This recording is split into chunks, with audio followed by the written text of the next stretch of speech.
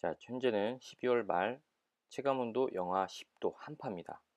이런 상황에서 밖에서 연인이 만나기로 했는데 자, 여자친구가 그 나온 장소에서 너무나 춥다고 얘기를 하는 상황이에요. 이런 상황에서 춥다고 하니까 남자친구라면 여러분들은 어떻게 하시겠습니까? 여자친구를 배려해서 한다든가 아니면은 또 옷을 뭐 그렇게 입고 온 거에 대해서 핀잔을 준다든가 어떤 해결책을 제시를 할 텐데 여러분들 각자는 어떻게 하실지 아니면 또 여자분들께서는 겪으셨다면 어떤 남자친구의 반응을 겪으셨는지를 한번 유형을 나눠보도록 하겠습니다. 세 가지 유형으로 나눠볼 수가 있는데요. 그 명칭은 머리형, 가슴형, 장형입니다. 머리형이 이제 제일 위에 있고 가슴, 그 다음 장은 이 배를 얘기하는 거예요. 그래서 이 세 가지 유형이 어떻게 반응을 하는지를 보도록 하겠습니다. 첫 번째는 머리형입니다. 그러니까 머리를 쓴다라는 거는 가장 이성적인 사람들을 얘기를 하는 건데요. 여자친구가 추운 날 너무 춥게 입고 와서 춥다고 하는 거는 당연히 뭐 남자친구에게 옷을 벗어달라든가 뭐 이런 어떤 요구사항을 얘기하라 하는 거잖아요. 그래서 어떻게 이렇게 추운 날 그렇게 입고 올 수가 있냐? 사실 솔직히 나도 춥다. 그래서 나도 옷을 벗어 줄 수가 없고 다음부터 제대로 좀 입고 왔으면 좋겠다라는 말을 하는 게 이 머리형이죠. 바로 이어서 가슴형은요. 감성적인 사람들이에요. 그래서 당연히 여자친구에게 추우니까 옷을 벗어준다거나 아니면 뭐 따뜻한 데로 들어가자라는 어떤 챙김을 하는 말을 한다고 볼 수가 있고요.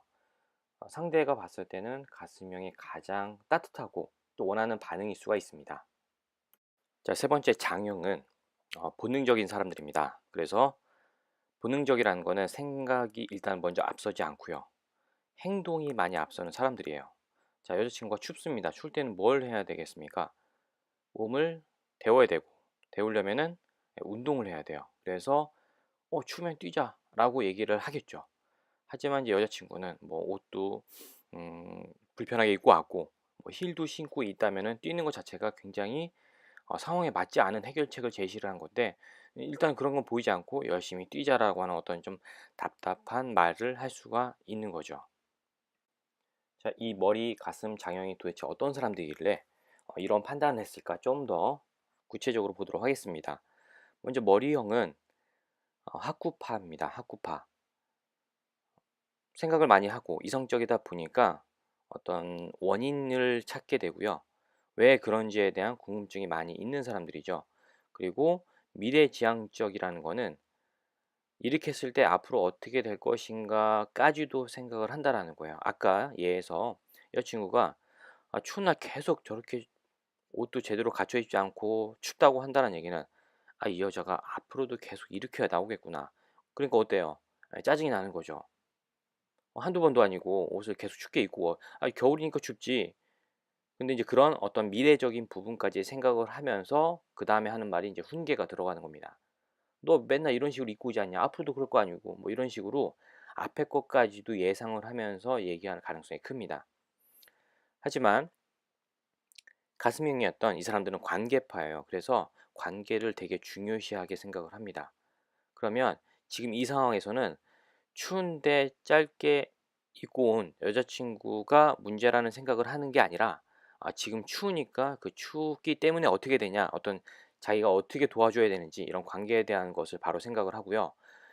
오히려 반대로 과거 지향적이에요. 그래서 앞에 미래를 생각하기보다는 과거에 있었던 일들을 생각을 하고 뭐 이런 분들이 있지 않습니까? 한 달 전쯤에 되게 쑥스럽거나 부끄러웠었던 일이 있는데 그걸 혼자 생각하면서 집에서 또 쑥스러운 미소를 짓고 있는 사람들. 그래서 굉장히 과거적인 생각들을 많이 하고 말하다 보면 그래서 예전에 했었던 얘기들을 많이 하게 되는 거죠. 자, 이번에는 장형입니다. 행동파예요, 행동파. 그래서 현재가 중요해요. 지금 당장이 중요하다는 얘기죠. 앞으로가 어떨지보다 또 과거가 어땠었는지보다는 지금 당장이 중요하기 때문에 지금 추우니까 뭐 해야 돼요? 이것을 바로 해결하려면 뛰어야 된다라는 생각이 나오는 거죠. 그리고 저희가 왜 학창 시절 때 보면 한 반 안에 아이들을 뭐 이렇게 좀 괴롭히면서 뭐 짱 하려고 하는 애들 있지 않습니까? 그 사람들은 지금 당장 현재 상황이 중요해서 미래를 생각한다면 학교에서 싸우거나 이런 게 중요하지 않잖아요. 공부라는 게 중요한 거지. 하지만 현재 그 상황에 내가 무엇이 되고 어떻게 하고 있는지가 중요하기 때문에 항상 앞을 내다보는 것보다는 지금 당장 상황이 중요한 거예요. 그래서 당장 해결을 보려고 하는 경우들이 많습니다. 자, 좀 전 페이지에서도 있었지만 가운데 보면 이런 별 모양이 있었습니다. 자, 이것은 무엇을 가지고서 제가 설명을 드렸냐면 애니어그램이라고 하는 어떤 성격을 파악하거나 또 그 사람의 특징을 알아보는 그런 프로그램이 있는데요. 그 애니어그램에 해당하는 그 마크입니다. 이 모양을 잘 보시면 총 꼭지점이 9개가 있어요. 9개. 그래서 9가지 유형으로 나누는데 제가 아까 말씀드린 머리, 가슴, 장형은 3개씩 묶어진 거예요. 3개가 머리형, 그 중에 또 3개가 가슴형, 3개가 장형이 되는 거죠. 그래서 이 애니어그램이라는 게 도대체 무엇인가에 대한 설명을 추가적으로 드리도록 하겠습니다. 자, 총 9개의 유형으로 나눠집니다. 9개. 그래서 각 사람마다 이 애니어그램으로 평가를 해보면 9개 유형 중에서 나는 어느 유형에 해당되는지를 알 수가 있습니다. 각 유형마다 강점, 뭐 약점 이런 것들을 알려주는데요. 그래서 각 사람의 성격이 어떻게 되는지도 파악할 수가 있는 거죠. 이런 성격에 대한 파악하는 거는 애니어그램 말고도 다른 것들이 있습니다. 그 중에서 애니어그램은 굉장히 깊이 있게 들어가는 프로그램이라고 할 수가 있고요. 뭐 이거 외에도 다른 프로그램으로서는 MBTI가 있고 디스크도 있습니다. MBTI는 16가지로 나누고요. 애니어그램 9가지, 디스크는 4가지로 나누는데 사실 숫자로만 보기에는 각 프로그램의 특징이 다릅니다. 그리고 애니어그램의 특징은요. 보여지는 성격에서만 그치는 게 아니라 그 성격이 어떻게 형성이 되고 왜 그런 모습을 보이는지 이런 부분까지도 정확하게 보는 내용이 있습니다. 그래서 깊게 들어가면 굉장히 많은 복잡한 내용이라고도 볼 수가 있겠죠. 그러면 그 9가지가 어떤 것들이 있는지 한번 살펴보도록 하겠습니다. 자, 첫 번째부터 9번까지 보이시죠? 1번 개혁가, 2번 봉사자, 3번 성공주의자, 4번 개인주의자, 5번 분석가, 6번 충성가, 7번 열정주의자, 8번 도전주의자, 9번 평화주의자까지 있어요. 자, 이 중에서 스스로 생각하시기에 나는 어느 유형인 것 같아 라고 이제 아마 판단이 서시는 분도 있을 겁니다. 그 중에서 첫 번째 1번 유형 개혁가에 대해서 간단히만 살펴보도록 할게요. 자, 이 그림을 보시면 이 사람이 왜 화가 났을까요? 약속 시간에 상대방이 늦었기 때문에 화를 내죠. 시간에 대해서 굉장히 화를 많이 내는 유형입니다. 그만큼 어떤 정확한 거, 신뢰 이런 것들을 굉장히 중요하게 생각하는 유형이에요. 본인이 그러실 수 있고 아니면 내 지인 중에 그런 친구가 있을 수가 있잖아요. 이 사람들은 1번의 성향이 강하다고 볼 수 있는 거죠. 이 1번의 강점에 대해서 몇 가지를 말씀을 드릴게요. 자, 솔선수범하는 스타일입니다. 솔선수범하려면 굉장히 옳은 일을 해야 되겠죠. 그것도 앞장서서. 그래서 굉장히 일을 잘한다라고 볼 수가 있고요. 정직합니다. 당연히 신뢰가 있을 수밖에 없는 거죠. 이 사람이 하는 거는 어떤 법을 어기거나 그런 일들을 하지 않는다라는 거는 우리가 1번을 봤을 때는 많이 느낄 수가 있습니다. 그리고 일을 할 때 양심적으로 해요. 뭐 남을 이용해 먹거나 등쳐 먹으려고 하는 일들은 하지 않습니다. 굉장히 도덕적이고요. 공정한 사람들이에요.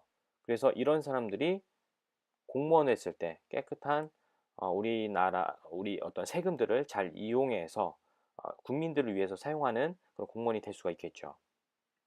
자, 그 사례로 뉴스타파의 이분 아시죠?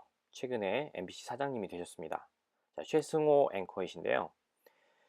예전에 MBC에서 나가신 이후에 쫓겨난 거죠. 어떤 그런 권력에 의해서.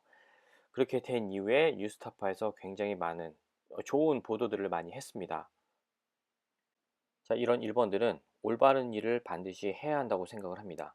그래서 우리나라의 어떤 국정농단의 사태와 그러면서 언론이 망가졌던 현실이 있었습니다. 그런 상황에 그 업계에 일하시는 분이 이거는 맞지 않다라고 생각을 하고서 올바른 언론을, 올바른 기사와 뉴스를 알려주기 위해서 열심히 뛰었다고 생각을 하고요. 그래서 이런 분들도 물론 두려움을 느낄 때가 있죠. 왜냐하면 거대 권력과 정치 권력 또 재벌들의 권력과 싸워야 하기 때문입니다. 하지만 그런 상황에서도 열심히 싸우시는 분들이 있잖아요. 그냥 가만히 있고 아니면 조용히 있어라고 하는 게 아니라 꿋꿋이 버티면서 밀고 나가서 이 사회를 깨끗하게 만들겠다라는 어떤 그런 신념을 가지고 일하시는 분들이 있습니다. 일본들이 그렇게 할 가능성이 굉장히 많은 거죠. 결국 다시 MBC로 들어오게 되고 또 MBC 사장이 되셨습니다. 사실 많은 국민들이 이분이 사장을 하면은 괜찮겠다, 되겠다, 아주 좋겠다라는 판단이 쓰는 이유는 그동안 보여주었던 어떤 정직함, 공정함, 또 불의에 맞서서 싸우는 강인한 모습을 보면서 올바른 진실을 알려주겠다라는 그런 신뢰가 있는 거죠. 요 뉴스타파에 있는 요 페이지에서도 권력과 자본의 영향을 받지 않고 진실만 추구합니다.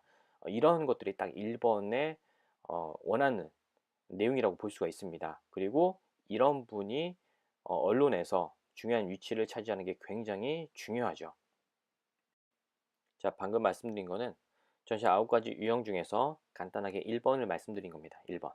자, 이런 1번이 올바른 것들을 알리고자 계속 노력하고 어떻게 보면 또 때로는 그런 것들을 폭로를 하게 되죠. 그런데 이제 반대로 보게 되면 아니 1번처럼 저렇게 생각하는 게 사실 올바른 내용이잖아요. 근데 반대로인 사람들이 있습니다. 올바른 것이 어떤 건지를 모르고 자기가 뭐 이상한 짓을 해놓고서 법을 어기고 남의 어떤 돈을 이용해서 자기가 이익을 얻고 이런 것을 하는 것에 죄책감을 전혀 느끼지 못하는 사람들이 있습니다. 1번 유형과 반대되는 거죠. 그런 거는 그런 사람들은 이 전체 9가지 유형 중에 특별히 어느 한 유형일 거다라고 보는 것보다는요. 이 1번의 성향이 낫다라고도 볼 수가 있어요. 왜냐하면 1번들은 어떤 그런 법을 어기고자 한 어떤 그런 상황이 되면요. 스스로 자기가 제동을 걸 수 있는 그런 게 많은 거예요. 그래서 뇌물을 한다든지 이런 것들 했을 때 별로 받아들이지 않습니다. 그건 옳지 못한 일이기 때문에. 그래서 역사적으로 봤을 때도 뇌물이나 이런 것들에 어, 잘 흔들리는 사람이 있고 절대 흔들리지 않는 사람들도 있는 거죠. 그래서 1번들은 어떻게 보면은 그런 어떤 자본으로 좌지우지하기 쉽지 않은 사람들입니다. 그래서 더더욱 언론에는 1번들이 있는 것이 중요하다고 생각을 하는 겁니다. 자, 이렇게 1번의 장점을 보면서 이제 설명을 드렸습니다.